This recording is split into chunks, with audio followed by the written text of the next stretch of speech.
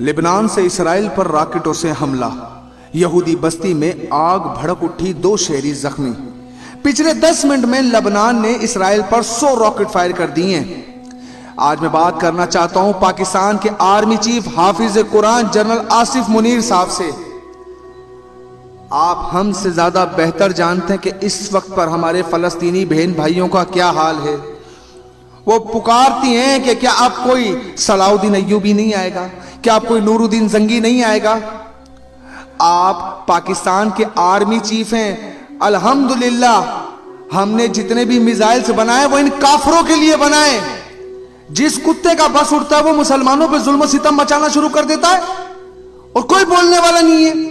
पूरी दुनिया में मुसलमान हैं और इतने मुसलमान तादाद में होने के बाद मुझे आका अलैहिस्सलाम की वो हदीस मुबारक याद आ जाती है कि जब नबी अलैहिस्सलाम ने फरमाया कि उम्मत पर एक ऐसा वक्त आएगा कि उस पर काफिर झपट पड़ेंगे, तो सहाबा कराम ने अर्ज की, या रसूल अल्लाह, क्या मुसलमान तादाद में कम होंगे?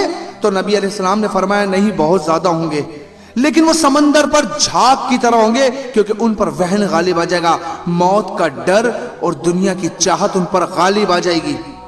क्या आज ये वही वक्त है?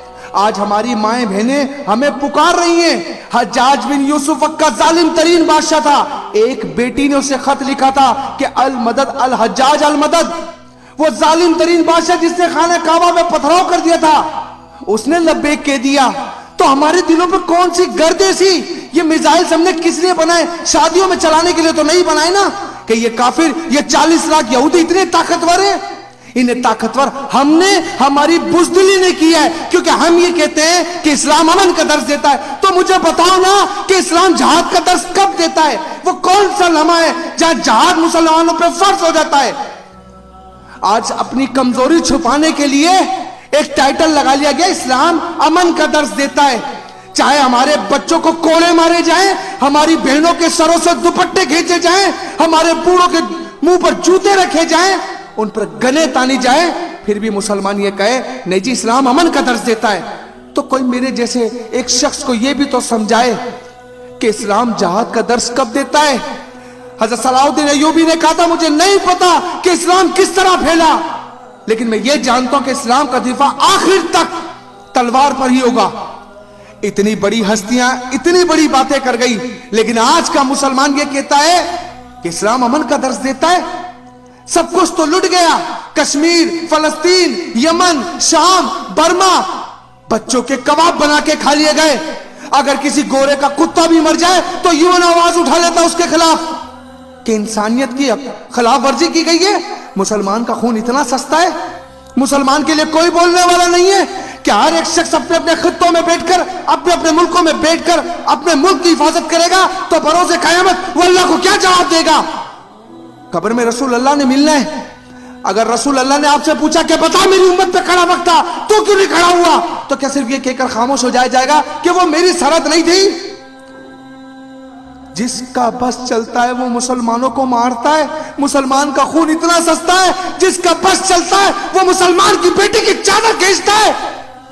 मेरे नबी ने तो काफिर की बेटी को भी चादर उड़ाई, तो फिर ये कैसे हो सकता है कि मुसलमान की बेटी की चादर खींची जा रही हो और मुसलमान खामोश हो जाए? और मेरे नबी अलैहिस्सलाम वहां पर अश्कबार नहीं होंगे गुंबद खजरा में?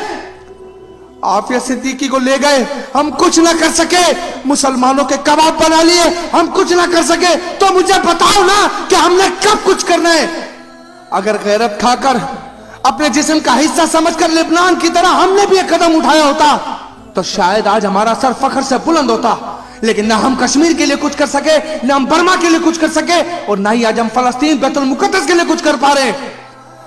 खुदा के वास्ते आंखें खोल लो यार, आर्मी चीफ साहब, खुदा के वास्ते आंखें खोल लो। मरना है, कब्र में जाना है, किसी ने दुनिया में नहीं रहना।